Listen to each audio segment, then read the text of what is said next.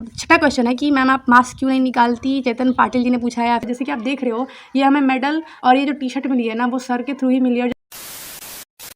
Hello दोस्तों, कैसे हैं आप सभी। आई होप कि आप सब बिल्कुल से बढ़िया होंगे और अपनी पढ़ाई अच्छे से तरीके से कर रहे होंगे। जैसे कि आप सबने थंबनेल एंड टाइटल को देख के पता लगा लिया होगा कि आज का हमारा टॉपिक किस बेस पर रहने वाला है। आज हम सिर्फ और सिर्फ क्वेश्चन एंड आंसर पर बात करेंगे कि आपके जितने भी क्वेश्चंस है वो उसका आंसर देने की आज मैं कोशिश करूँगी। ऐसे तो मैं सारे क्वेश्चंस का आंसर यूट्यूब के कमेंट में देने की कोशिश करती हूँ, लेकिन कुछ कुछ क्वेश्चंस ऐसे रहते हैं जिसका आंसर देना मैं ज़रूरी नहीं समझती उस टाइम के लिए, तो इसलिए मैं इग्नोर कर देती हूँ।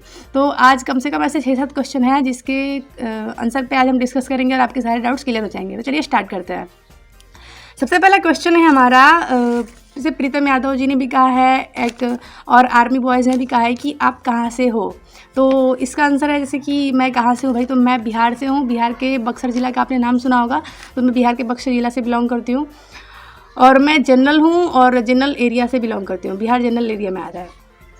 सेकंड क्वेश्चन है कि आपको कौन सी पोस्ट मिली है। ये मुकेश स्टडी जी ने पूछा है कि आपको कौन सी पोस्ट मिली है। तो मुझे बीएसएफ की पोस्ट मिली, जैसे कि आप में से ज़्यादा लोग जानते भी होंगे। तीसरा क्वेश्चन है कि आपसे बात करनी है तो एसएससी जीडी से रिलेटेड, तो क्या मतलब उसका कोई क्लू है कि कहाँ से बात कर सकते हैं। तो ये पूछा है ठाकुर साहब ने। तो इसका मतलब ये क्या है, मैंने तो पहले से बताया था कि टेलीग्राम का लिंक या फिर व्हाट्सअप का कोई ऐसा कुछ लिंक या ग्रुप बनाता है जिससे हम कोई भी डाउट अच्छे से क्लियर कर सकें। आपको कोई भी डाउट हो तो आप पूछ सकते हैं। तो इसके लिए मैंने एक टेलीग्राम का ग्रुप बनाया है जिसका लिंक मैंने प्रोफाइल में दिया है, वहाँ से आप जुड़ सकते हैं। ऐसा कुछ नहीं है कि वो एक चैनल है सिर्फ मैं ही मैसेज कर सकती हूँ, आप भी मैसेज कर सकते हो, कुछ भी पूछ सकते हो। तो वो तो लिंक क्रिएट हो चुका है, तो आप वहाँ से कुछ भी क्वेश्चन पूछ सकते हो। चौथा क्वेश्चन है हमारा कि एसएससीजीडी का एग्ज़ाम कितनी बार दिया है मैंने। तो एसएससीजीडी का एग्ज़ाम मैंने 2 बार दिया है। पिछली बार जो एग्ज़ाम दिया था तो उसमें मैं फिजिकल के लिए क्वालिफाई हो गई थी, लेकिन मैं फिजिकल देने जा नहीं पाई थी, तो फिजिकल मेरा मिस हो गया था। तो इसलिए इस बार मैंने जो एग्ज़ाम दिया तो इसमें मैं क्वालिफाई कर चुकी हूँ। तो चौथा क्वेश्चन है हमारा कि पूछा है इन्होंने कि पांचवा क्वेश्चन है कि तिवारी जी पूछा इन्होंने maths classes by AK sir मैंने पूछा है कि आपकी ज्वाइनिंग कब है। तो मेरी ज्वाइनिंग 27 अक्टूबर को है, मतलब 27 अक्टूबर तक हमें ज्वाइन कर लेना है। एक ही डेट फिक्स की गई है, 27 अक्टूबर को ये भी ज्वाइन करना है। फिर हमारा छठा क्वेश्चन है कि मैम आप मास्क क्यों नहीं निकालती, चेतन पाटिल जी ने पूछा है। या फिर एक क्वेश्चन पूछा है कि आप हर वीडियो में मास्क क्यों यूज़ करती हो। देखिए ऐसा कोई इसका मेन रीज़न नहीं है। हमेशा सबके मन में डाउट है कि मैं मास्क क्यों लगाती हूँ।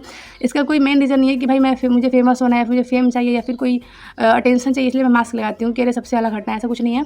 जब वीडियो बनाने में शर्म नहीं है, देश की सेवा करने में शर्म नहीं है, तो फिर मास्क हटाने में कौन सी शर्म है, फिर चेहरा दिखाने में कौन सी शर्म है। ऐसा कुछ भी नहीं है। इसका लेके मुझे नेगेटिव कमेंट्स भी 1-2 लोग करते हैं तो मैं इग्नोर कर देती हूँ। देखिए क्या है कि ये पुलिस की नौकरी या फिर कोई भी जॉब, मेरा ये कोई ड्रीम नहीं था कि मुझे इसी फील्ड में जाना है बस, क्योंकि अब छोटे थे तो पता नहीं था।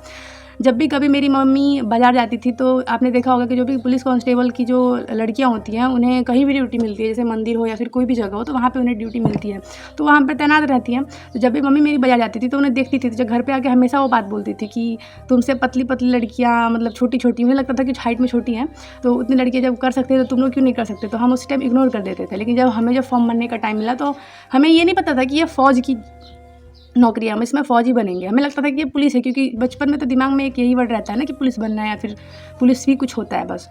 तो जब ये फॉर्म भरा, जब होते गया तो अब पता चला कि अरे भाई ये तो पुलिस से भी आगे है फ़ौज, मतलब ये तो आर्मी की बराबरी की टक्कर है इसमें। तो इस बात की खुशी थी कि चलो, मतलब उनका ये सपना था कि हम करें, मतलब उन्हें तो बस इतना था ना कि हमें बस वर्दी में देखना है तुम्हें।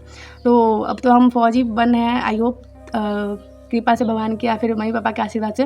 तो मुझे बस यही है कि जब तक मेरी मम्मी मुझे वर्दी में ना देख लें तो उसके बाद ही मैं यहाँ पे यूट्यूब पे भी मास्क हटाना चाहती हूँ, क्योंकि जैसे कि जब हमें ट्रेनिंग खत्म हो जाएगी उसके बाद हमें प्रॉपर वर्दी मिलेगी, तो वर्दी में जब मैं घर आऊँगी तो उस टाइम मैं अपनी मम्मी के सामने प्रॉपर रहूँगी, तो उस टाइम उसके बाद से मैं आपके सामने भी विदाउट मास्क वीडियो बनाना स्टार्ट कर दूँगी। बस यही छोटी सी रिक्वेस्ट है आपसे। ऐसे ही मतलब कुछ भाई बहन कमेंट करते हैं कि तुम्हें जब वीडियो बनाने में शर्म आती है, चेहरा दिखाने में शर्म आती है, तो फिर तुम वीडियो क्यों बनाती हो।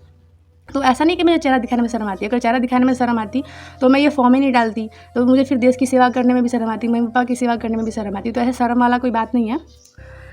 फिर बात करते हैं कि और एक क्वेश्चन है कि हाँ, एक भाई ने कमेंट किया है कि तुम बदनसीब हो या खुशकिस्मत हो कि अपना चेहरा छुपाती हो, ऐसा कुछ करके था। जब तुम खुद अंधकार में हो तो बच्चों का भविष्य क्या बनाओगी, ये अच्छा काम है। मैं जानती हूँ बहुत अच्छा काम है ये, किसी को गाइड करना या फिर किसी की आपके थ्रू हेल्प हो तो मैं चेहरा छुपा नहीं रही हूँ और मैं अंधकार में नहीं हूँ, क्योंकि मेरी आप आपसे मेरी बात पे इफ़ेक्ट पड़ेगा। जो मैं बोल रही हूँ आपके लिए सिर्फ वही मायने रखता है। मैं चेहरा देखना ना रखना तो अलग मैटर है, ठीक है, मैं समझ रही हूँ कि चेहरा दिखाना कोई गलत बात नहीं है, लेकिन मैं जो बता रही हूँ आपको सिर्फ उससे मतलब है ना अभी फ़िलहाल के लिए। मैं खुद कह रही हूँ कि हाँ, ऐसा कुछ रीज़न नहीं है कि मैं छुपा रही हूँ चेहरा, मुझे शर्म आ रही है, फिर कुछ ऐसा कुछ भी नहीं है। बस थोड़े टाइम की और बात है, उसके बाद मैंने जो आपको कहा था आप तो समझ ही चुके होंगे। सबसे मेन क्वेश्चंस आते हैं कि क्या आपने आरडब्ल्यूए से पढ़ाई की थी, क्योंकि सबको लगता है ना कि मैं उनके समारोह में गई थी, अंकित सर के समारोह में, तो उन्हें लगता है कि मैंने उनसे पढ़ाई की है। तो चलिए आज मैं बताती हूँ कि क्या मैंने उनसे पढ़ाई की है, क्या पढ़ाई किया है, कैसे पढ़ाई की है। तो चलिए तो बात करते हैं इस पर। तो बहुत सारे भाई बहन ने कमेंट किया था कि क्या आपने आरडब्ल्यूए के बैच से पढ़ाई की है, क्योंकि उन्हें लग रहा था कि सम्मान समारोह में जाने का मतलब है कि मैंने उनसे पढ़ाई ही की थी। तो ऐसा नहीं है। हुआ क्या था कि मैंने सर का कोई पेड बैच नहीं लिया, या फिर मैंने एसएससी के लिए किसी का भी पेड बैच नहीं लिया था।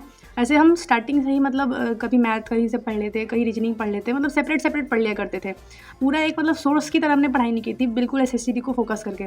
तो हुआ क्या कि जब अंकित सर से थी मतलब यूट्यूब के थ्रू जुड़े हम, तो उनकी बात अच्छी लगने लगी, जो नोटिफिकेशन दिया करते थे। जब उन्होंने मिनी मॉक टेस्ट जब लॉन्च किया ना, तो वो इतना ज़्यादा फ़ायदेमंद हुआ। मतलब क्या हुआ था कि जब पैटर्न चेंज हो चुका था कि 1 घंटे का समय मिलेगा अब एग्ज़ाम देने के लिए, और हमारे सब्जेक्ट 4 होंगे, टाइम का बहुत इशू चल रहा था।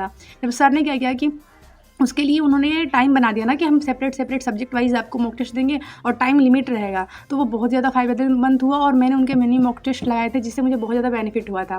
तो मैंने वो सर की बुक भी नहीं ली थी, बस मैंने उनके प्रैक्टिस सेट दिया, जो उन्होंने एग्जाम के टाइम जो प्रैक्टिस सेट करवाए थे ना, जैसे कि रियल पेपर एनालिसिस, जैसे कि आज पेपर हो चुका है, शाम के टाइम उस पेपर में ऐसे कौन कौन से क्वेश्चन आए थे जो बिल्कुल ही उससे मिलते जुलते थे, सर वो करवाते थे, उससे बहुत ज़्यादा बेनिफिट होता था। और जैसे कि आप देख रहे हो, ये हमें मेडल और ये जो टी शर्ट मिली है ना, वो सर के थ्रू ही मिली है। और जब सर ने जब मेडल पहनाया था, सर से मैं मिली थी ना, उसकी खुशी ही कुछ और थी। ऐसा नहीं है कि जब आप उनसे पढ़ोगे या फिर पढ़ते हो तभी उस पर जा सकते हो, ऐसा नहीं है।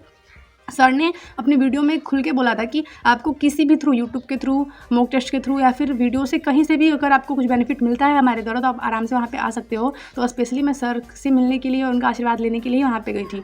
और इसमें कोई दो राय नहीं है कि सर बिल्कुल ही हम्बल इंसान है, सर बहुत अच्छे हैं और बाकी सब टीचर अच्छे हैं। लेकिन आपको अगर किसी के द्वारा कुछ फ़ायदा मिलता है तो उसको जाहिर करना कोई बुरी बात नहीं है। तो मैंने सोचा कि अगर सर ने हमारे लिए इतनी मेहनत की है, तो वहाँ पर जाके ये अगर बताना कि सर आपके द्वारा हमें बेनिफिट मिला है, आपके मॉक टेस्ट के द्वारा हमें बेनिफिट मिला है, प्रैक्टिस सेट आपके यूज़फुल रहे हैं, तो इसमें कोई बुराई नहीं है। तो इसलिए मैं स्पेशली सर से मिलने के लिए गई थी। तो आई होप कि आपके इस वीडियो में सारे डाउट्स क्लियर हो चुके होंगे। तो आज की वीडियो में बस इतना ही, मिलते हैं अगली वीडियो में नेक्स्ट टॉपिक के साथ। तब तक के लिए जय हिंद। और आपको कोई भी डाउट हो तो आप कमेंट में पूछ सकते हैं।